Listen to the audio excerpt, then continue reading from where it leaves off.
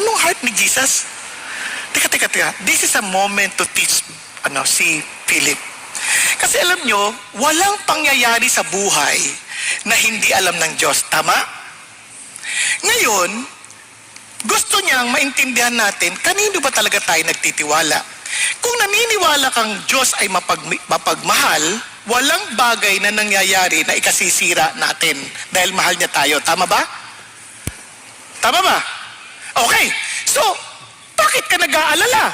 Ngayon, itong si Philip, ang isip niya, teka, saan kami kukuha ng tinapay? Kasi hindi niya kilala talaga si Jesus. Tingnan niyo lang, nakalimutan niya na ba yung mga himalang ginawa ni Jesus in the past? Na mismo siya naka-witness? Nakalimutan niya na ba na dito lang sa pangyayaring ito, nung maaga-aga ng kaunti, pinagaling ni Lord ang mga may sakit?